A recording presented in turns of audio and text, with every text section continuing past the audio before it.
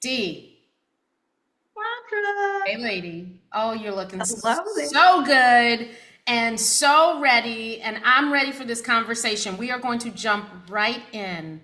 I'm ready to. Mindful leadership. When I Yes. thought about that as a topic, true story, I knew I wanted to have a conversation with you. I knew I wanted to sit in this space. I wanted to sit in this arena and I wanted to tease through an idea with you. I did not know what the idea was. I wasn't clear on that.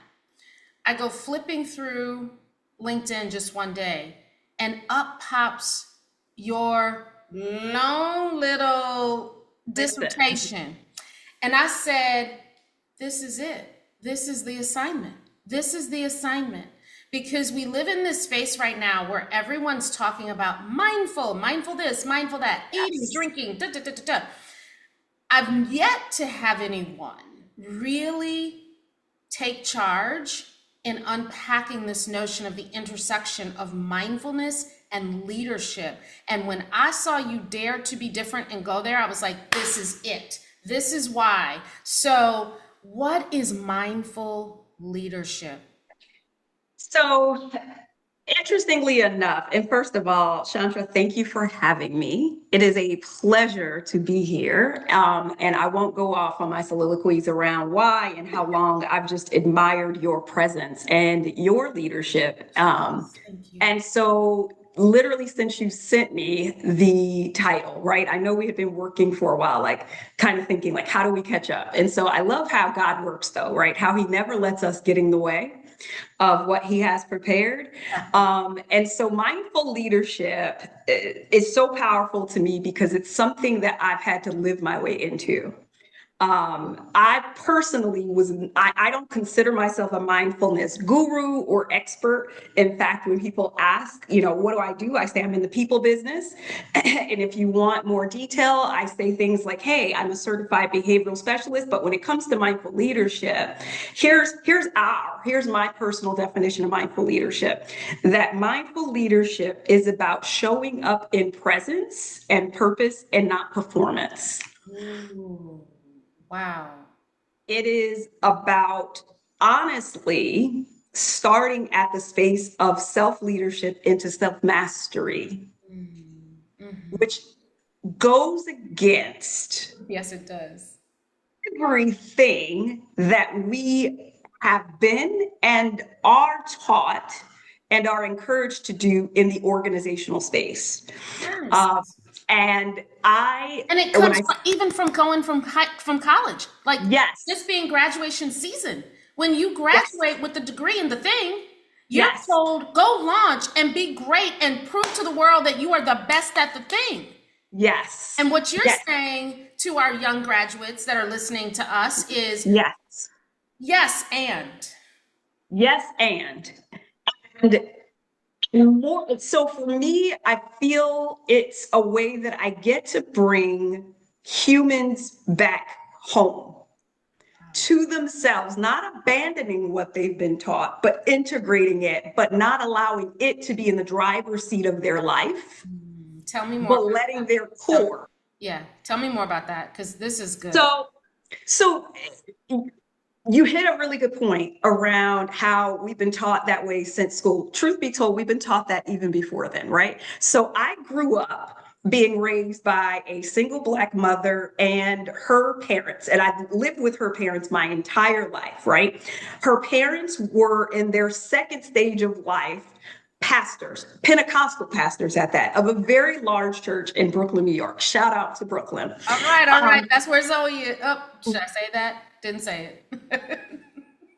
so from I've been taught to focus on the act of presentation and performance, Hmm.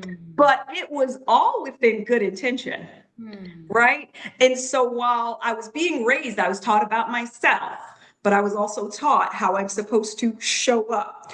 I was also taught pick what you want to focus in, make a career out of it, right? With all good intentions, I believe that the leaders in our lives, both familiar, community-wise, and in our career, our professional leaders and mentorship, I think with the best of intentions, oftentimes taught us how to be for others, but not be within ourselves. And so along the way, we become experts at interpersonal relationships, Yes. but not always intrapersonal relationships, so Yes. relationship with self. But most importantly, I think the transpersonal relationship, which is the theory of the relationship you have with yourself and something bigger than you. So whether it's the divine, but more importantly, where I tend to teach this and train this and advise this, is the relationship with your purpose. Yes. With the core of yourself. And so to bring it full circle, when I say mindful leadership is really around, hey, showing up, but within yourself, it is saying, listen, yes, I'm supposed to be dynamic. Yes, I'm supposed to walk in confidence. Yes, I'm supposed to be a master in whatever field I'm applying my attention to. But what intention, what space is that coming from? Yeah. What fountain is that coming from? And then I think that that's where the divide is, and that by the time we start graduating from high school and college, and for me it happened, probably before then, but deeply in my corporate career, yes. It became that that's when we start climbing someone else's ladder for us. Yes. And then when it comes to trying to deal with the obstacles that come just as a matter of life, we wonder why it hits so hard. We wonder why we can't find where to pull from. We wonder why, we need so many deep spaces of therapy. It is literally because we need to have this journey of, first and foremost, not dismantling everything we've been taught, yes. But first and foremost, giving some space to the core of who we are, to the purpose of who we are. You'd be shocked at how many people, Chantra, in the C-suite, yes, when they hire me or my team and they bring us in to solve whatever big issue, that they're looking for me to kind of go to the textbook for whatever XYZ. You'd be shocked that when I ask this very, very question, how many of them are stumbled. In fact, I have yet one that hasn't been. And we're talking CEO level, not just, VP level. And I say, why are you here and what do you want? Yes. Oh. Why are you here and what do you want? And essentially what I'm asking is, what's your purpose? But typically that's just too esoteric for them. And oftentimes when I ask what their purpose is, they have a rehearsed answer. Yes. Right? So that's serve the world with goodness. But let me ask you this, because that's good.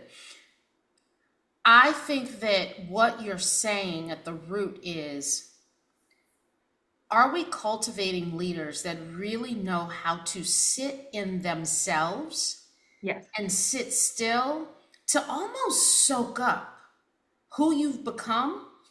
Yes. And to get clarity around the direction that you're heading.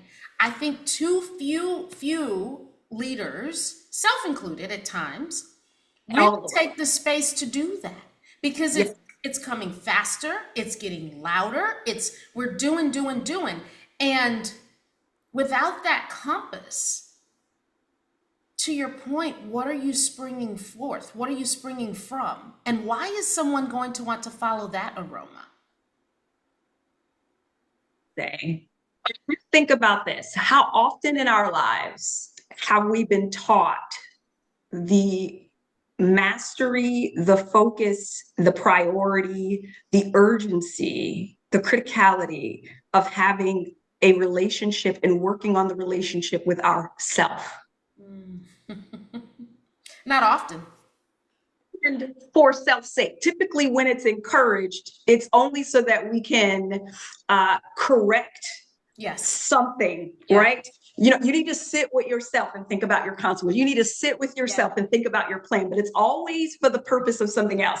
And let me connect the bridge of where we're seeing, some people say, okay, this sounds great. This is wonderful.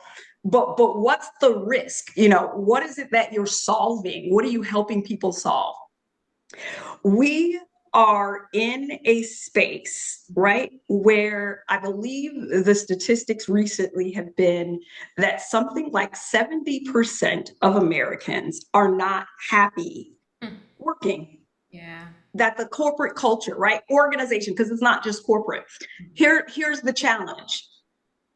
The organizational space has become a space focused on technical expertise and not human experience. Yes.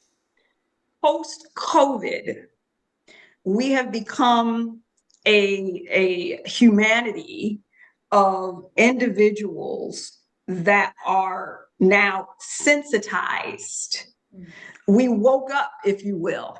Mm. And so everything we feel and everything we do is increased, and our humanity matters. Where things hit deeper, because when we go through as a universe what we experienced through COVID, not just the individual families losing what they lost, but just that trauma Yes. as a whole, Yes. our priorities shifted, whether we all want to acknowledge it or not. We could not do things as we used to. And so as a result, part of the reason there's this focus on toxic workplace, nothing's really changed in the workplace. Nothing at all. We're just hyped except yeah. our awareness, our sensitivity. Right on. And so what we're seeing is the result of decades of teaching people how to lead things versus leading people, starting with themselves. Yes. Because how can I, to your point, when you're like, hey, it comes fast, I find myself in the grind. I do too. And I work for myself now, but I do too. How can we inherently and instinctively stop to think about how our actions are going to impact others when we don't really have that inherent discipline to think about how it's going to impact us? Right? It's beautiful. And right. It's So then beautiful. Yes. And so what I'm trying to do, one human, one organization, That's one right. leader at a time, is reintroduce that relationship priority, right? Without judgment or shame, Yes. right? Because once people sit in the gravity, there's always this moment, whether it's in the advisory or I'm in kind of a C-suite intensive, there's always this moment when it hits them, like, oh my God, some say, I feel like I've been, sleep for the last, how many lives have I, how many people have I sent soul broken home? And it's in that moment that I have to say, no, this isn't for judgment or shame. No. The awakening happens when it's supposed to. The awakening, yes, the awakening happens when it's supposed to. And so when that happens at the top of the house, and what we forget is at the top of the house in any organization and home isn't necessarily the leadership, it's the person. That's right. When it happens at the top of the house, intrapersonally, then it happens interpersonally, then there's soul alignment within the group that's running any space, whether it's a home or an organization, then it funnels down. Then the reparation of the foundation, the cracks in the foundation can be fixed. Then there's a clearer look at the infrastructure of how principles and values are either being honored or absent takes place. You're getting deeper. You're getting deeper. Yes. Here's what I want to say. What's come to mind as I listen to you speak. In the mid 2000s, we all wrapped around Simon Sinek's It Starts With Why. And it was amazing and it was brilliant. And I myself and many other leaders have used that in the room.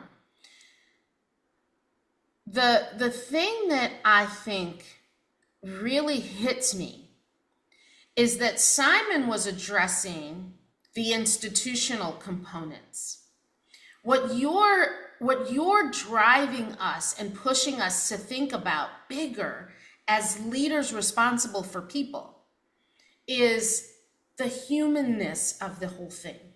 That Yes. same starts with why is a human Yes. problem. But if we don't Yes. unpack it for ourselves, then we're almost driving without a license to drive other people.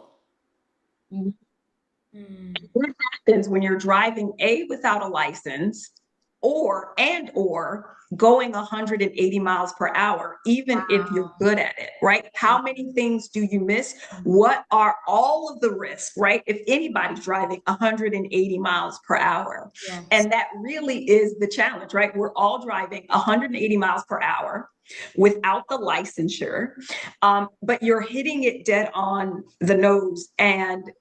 But here's what I found Mhm. is that oftentimes it's not because people choose this approach. It's not even completely that they haven't been taught to.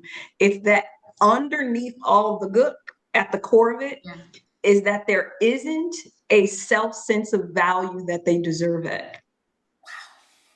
Girl, wow. That's a lot. Hmm.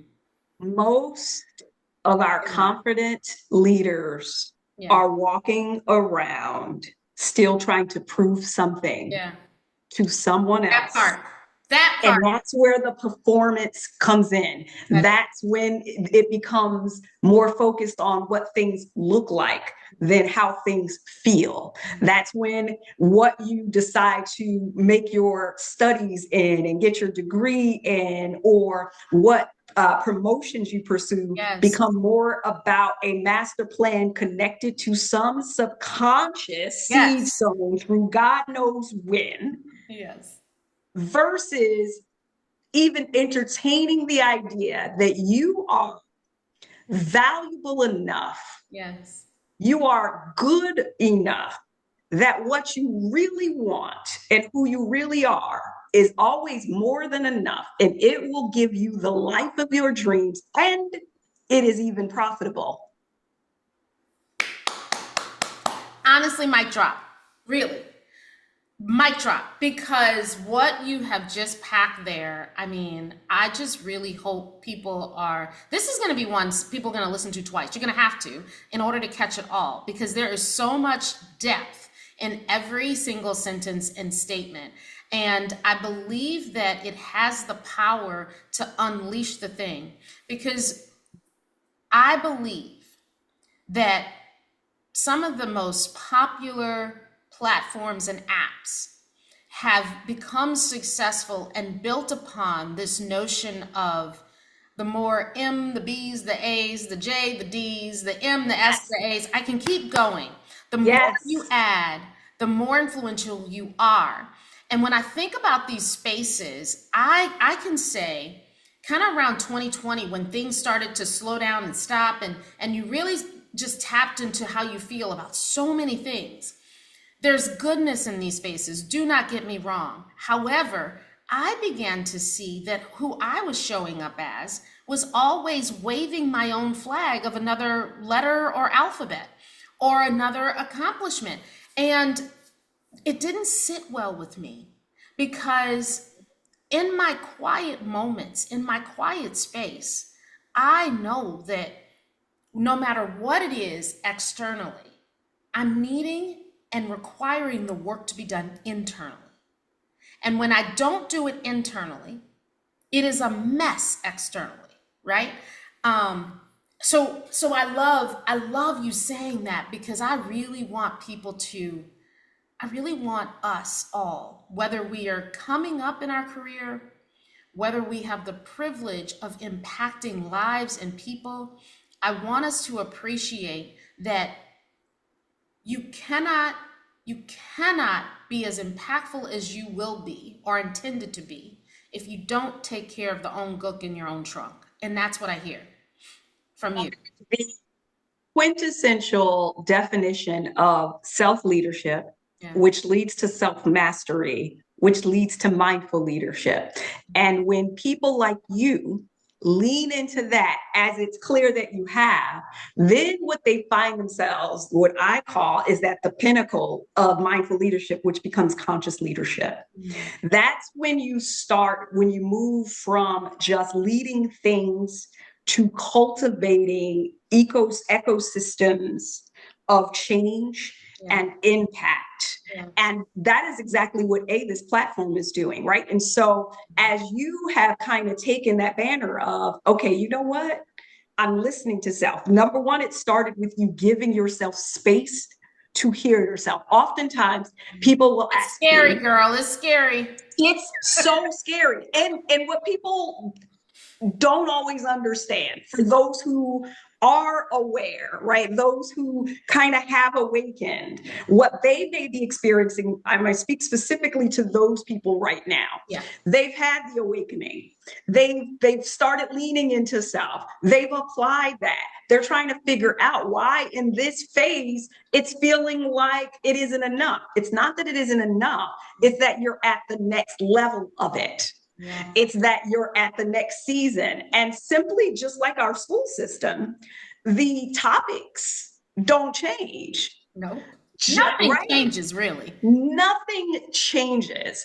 Just the expectation of performance and understanding and application advances based on the information you've been given. And that's how it is. And that is exactly how our journey in life is. That is the journey of self. And oftentimes we assume it's linear. And oftentimes a lot of this self-development piece that we're taught culturally and in the movement is that it is linear, that there is some pinnacle, that there's some mecca, right? And instead of understanding that there is no mountaintop here. There is no mountaintop. You get to one mountaintop and then you end up at the next valley for the next level. But it all starts with, and I want folks to really hone in on what you said, in your quiet time, you had the courage to, number one, sit with yourself, because that is the biggest hurdle, is how many. That's why you find it's interesting to me how oftentimes when we read these articles and they talk about the most successful people, in the world, and you always notice, number one, that it's always men, but whatever, right? There's a whole nother podcast. We're gonna do that one too. Whole nother podcast. It's right. These billionaires, and then they run down how they start their day at 4 and 5 a.m. and et cetera. What I always notice is that they're always doing something, that it's still preaching this message of doing versus being. Yes. And it teaches us this misaligned message that the two cannot coexist. Yes. Yes. Right? Where there's us who recognize that it's not easy, but they can coexist. And by the way, when they do coexist, that is actually when you stop aging 10 years at a time. Right? That's actually when the stress is that intentional stress that you have to navigate, not the stress that's sending you in panic mode, that has you constantly sick, that has you constantly needing to only show up in therapy in what they would call severe, crisis. Yes. It's not easy, but it is home. Yes. And right, it's home, but this fear of rejection in performative presence in our lives that we've all been indoctrinated with, mostly from birth, is still there. And here's what I'm here to tell people: it will never disappear. The goal isn't that it goes away and that it's this boogie monster that you shoo away. The goal is that you take it out of the driver's seat. So there's this, listen, I'm not a PhD, and I'm not an expert in this system, but there's something called family systems. David wasn't really a warrior, but he had a rock.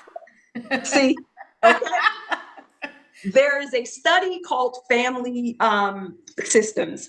And what it really talks about is this art in the study of accepting all of us, but understanding that it's parts of us. So the parts of us that we're often taught are our, Achilles heel, that are the critical bad parts that are in the way of our progress, right? The bad habits, etc. We're often taught to get rid of those. Those are the bad things. What the integrated family system theory teaches you is, why are you trying to get rid of something that is already a part of you?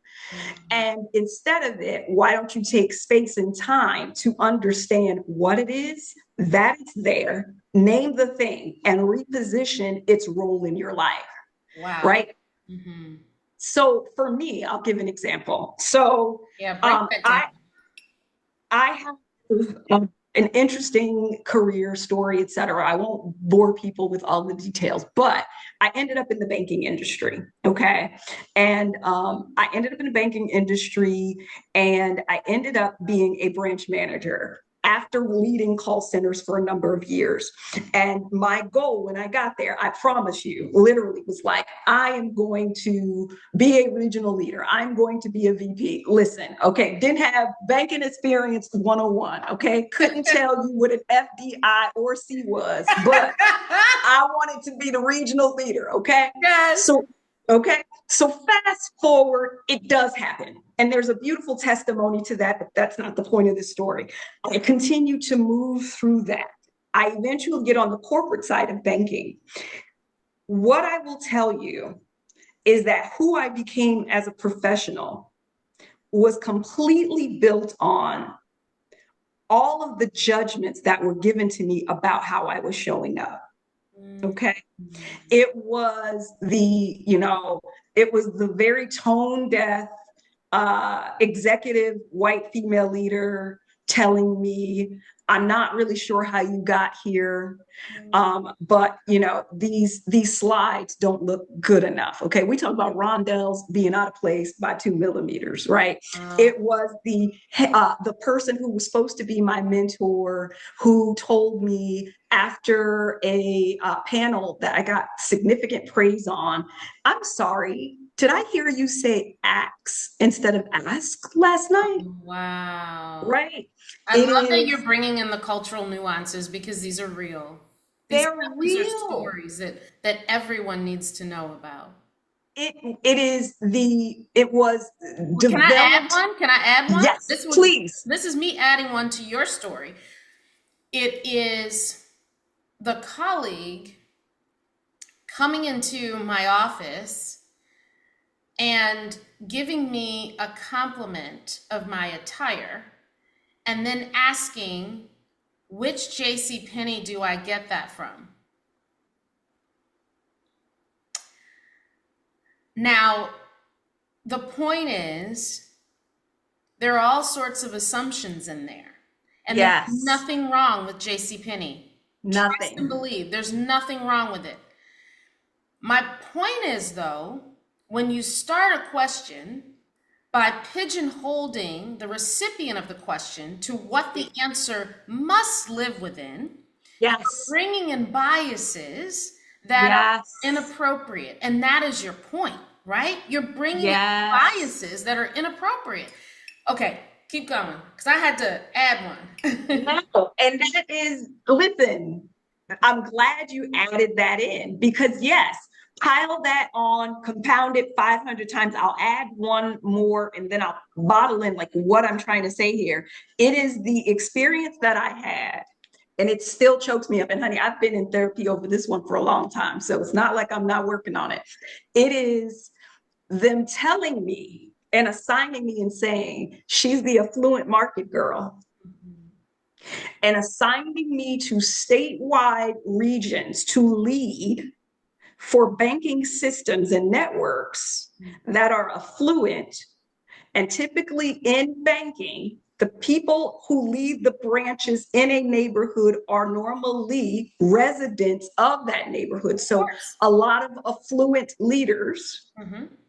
they wanted me in the affluent leader market, but also then sat me down in front of a firing squad of my entire team and told me I'm too much.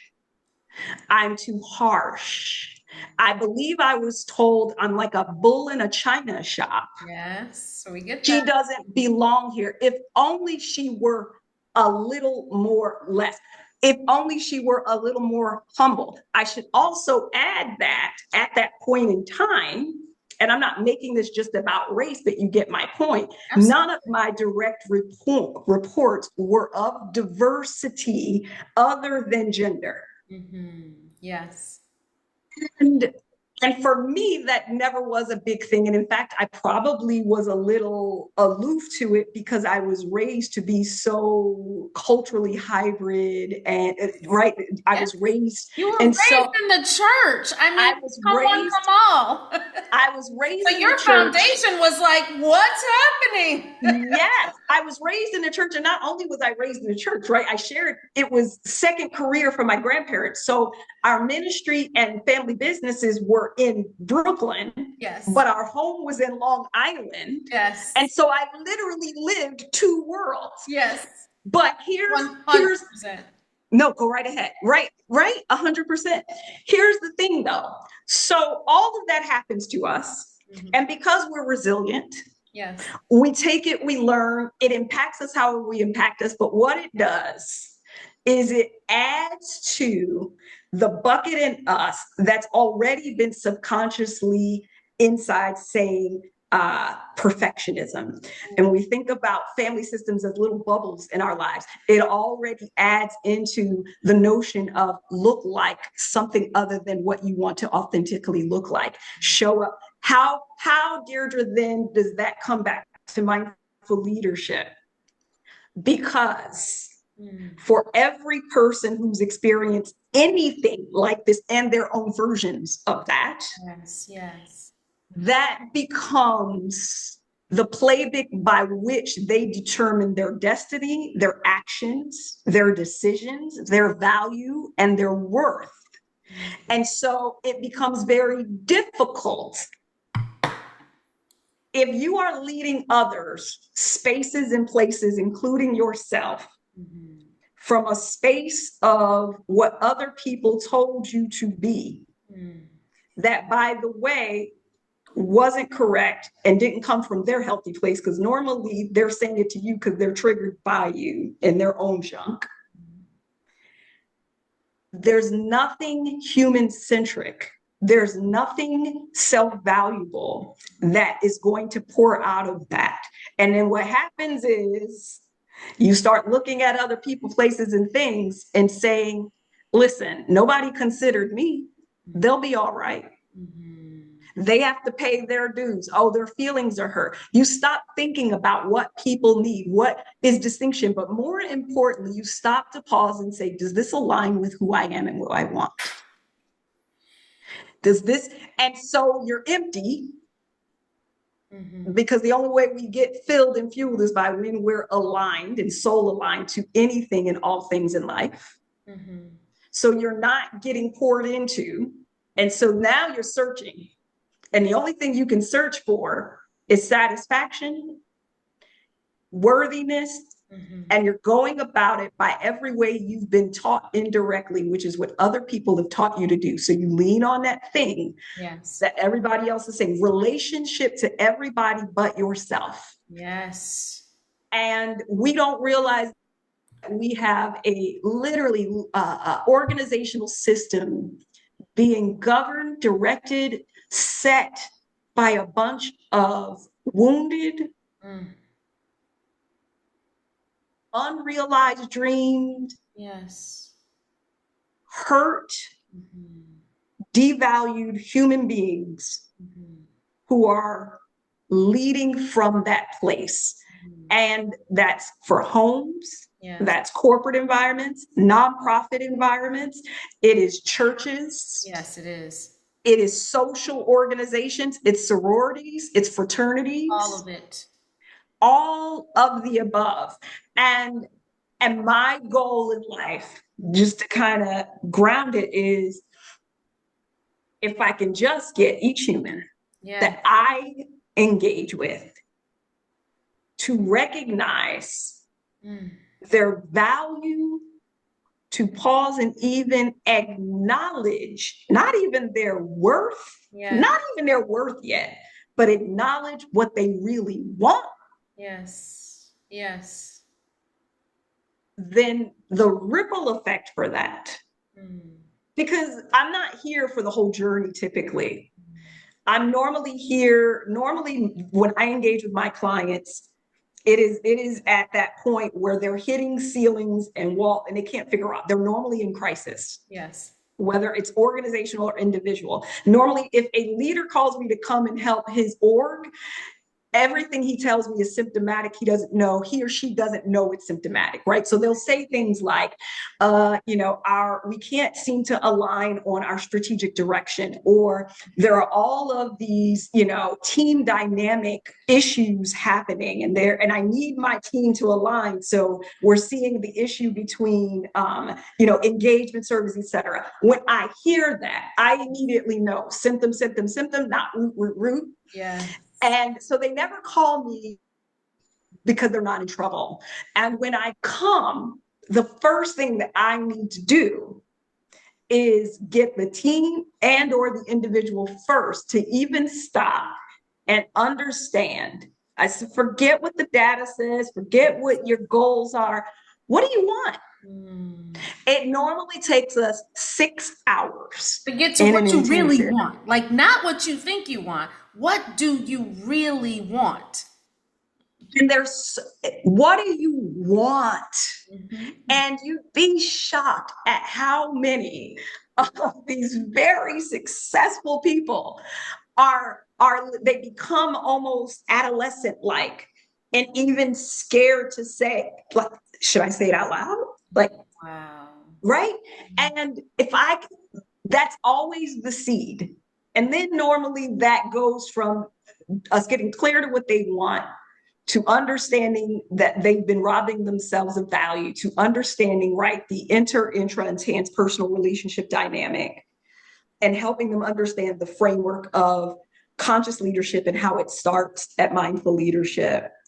And they start a two-pronged journey, an individual and a team journey. And normally my journey ends or shifts with them when I finally see them. Number one, spiritually, I can feel it shift in the air. You feel the break. Yeah. You feel the break. And it's normally always related to some professional trauma, some historical, like it's always connected to that, but normally trust is at the bottom of it. And once I hear them be able to say, and they get to the point of, okay, great, can you help us now build and execute XYZ? And I had to learn that that is not what I'm called to do. I actually spent the first 5 years of my business doing that work and couldn't figure out why I was so burned out, well paid, and empty. But that was me responding to the Sonyas in my life, the Jones, the Jane Does, right? It was me responding to them and still proving to them that I'm good enough, that I can do this, that I am valuable. So I had to, once again, at every stage, live my way into it to say, this isn't the part I'm called to. That's right. I'm called to help you find breakthrough, awareness, I love this. and alignment. And then I can help you find the support system for the next steps. Now, what typically happens though, because they don't want to let go, and I don't mind them not wanting to let go, is then they want that support somehow supported through each rung of their leadership. And that's typically how I never leave. But I can see, here's what makes me hopeful, Chandra, is that I'm starting to see a hunger and a desire for more within this space. I'm starting to see more leaders find themselves in the space you found yourself back in 2020 to say, there's something off. Yes. And instead of me performing my way around it, instead of me trying to achieve one more thing, I'd rather pause. It's the big spiritual, philosophical, personal awakening pause. And it went from it being my business having to figure out how to encourage leaders that they needed medicine that they didn't think they needed, to now helping them understand what they're experiencing in, and really kind of just being a guide through, right, and a facilitator through this part of the journey. But also, to your point, introducing this concept of mindful leadership, because also often people immediately associate the word leadership with people management. Yes. And instead of realizing, right, it starts here. We start with how well we lead ourselves. Yes. And so to see people who are on the front line experience that moment for the first time and kind of have these ahas. Now, that is the stuff that fills me. That's the stuff that makes me say, it's all worth it, right? It's still hard. And And that's when so, you know you're in alignment. yes, Because I say that again, because That's when yes, you know, when it isn't hard, when it just yes. comes. I think that's when you know you're in alignment. So I want to be mindful of your time and your space. And I do believe there's more for us to talk about and unpack here. And if you will so oblige me, we'll make that happen. But my question is this: as somebody is listening to this Yeah. and they're tugged on as a leader, period, leader of whatever dot dot dot, right? And you've given a lot of dot dot dots to fill in. They say, you know what? I'm not mindful. And they say, what's the one thing that I can do to just bring in a practice that gives me the courage to become more mindful? What would you say that one thing is?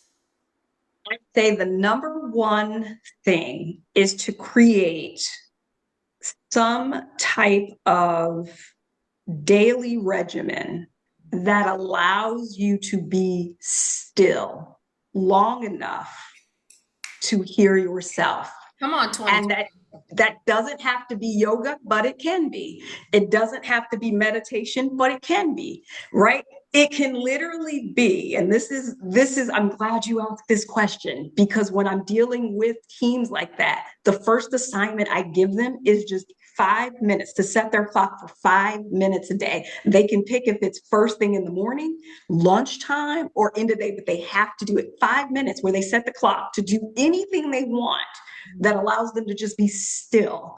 Yes. For a lot of them, it's walking. Here's the thing: when you take the first step towards self, the beauty about mindfulness, it is a guide, and it is not something that you have to figure out. It is the one thing in life you don't have to manage. It's already waiting for you. It's waiting for you. So when you take the first step, you who has been waiting to be heard inside will speak up. Yes. Will Love it. speak up. And I'll give one other bonus, because oftentimes I get asked, where do I even start with prompt questions? Yes. The most powerful question you can ask yourself at any time is, what am I resisting? Ooh. What am I resisting? Because oftentimes the difficulty that we're experiencing, the discomfort we're experiencing, is normally our destiny having a clash with our current state and our current paradigm and our current cycle. And it's normally the resistance that's creating the friction. If you can just ask, what am I resisting? And here's the deal: you don't even have to have a journal. You could literally ask that question and go about your day. It will come to you.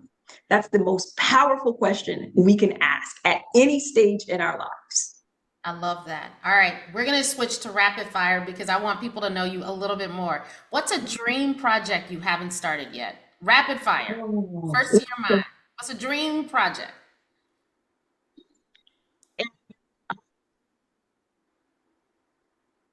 consortium, if you will, of the next stage or next era of mindful leadership and human-centric leaders for literally the universe, but mostly organizational spaces.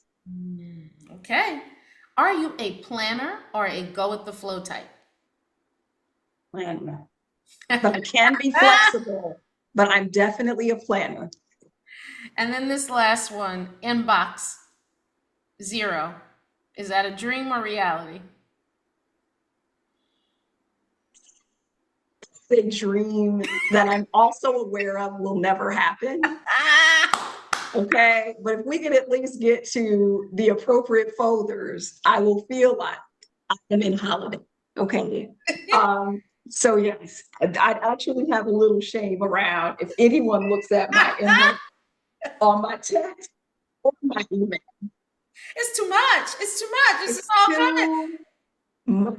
And look, let me tell you this. Once you get to that place where you appreciate mindfulness, you feel better about saying all of this is too much, and it's going to be right there too much later.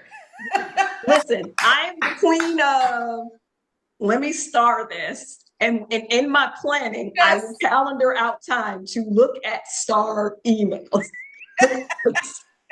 Because it's not going to happen. It took me a really long time, Yes. right? Because part of my system is I call her Perfect Patty, and Perfect Patty, right? She wants to drive all the time, and so me and Perfect Patty have come up, right? She could sit 3 rows back on the bus, right?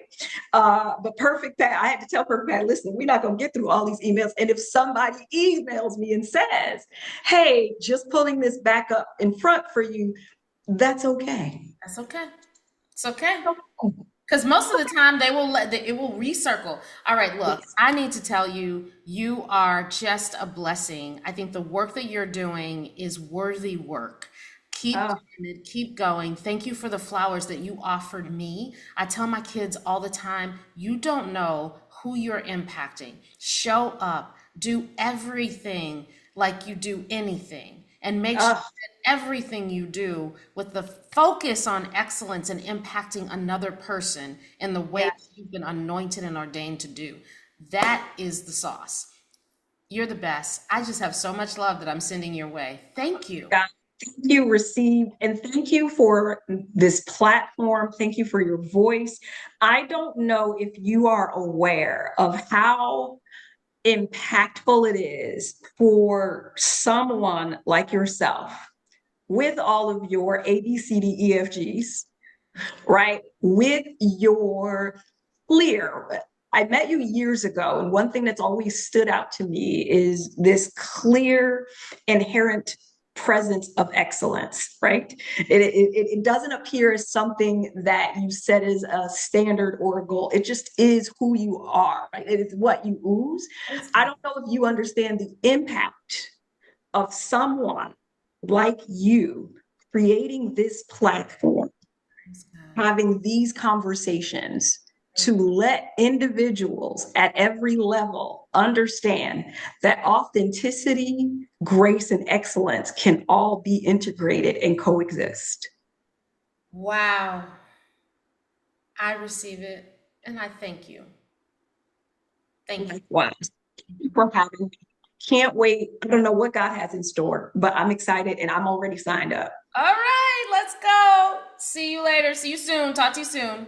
Talk to you soon.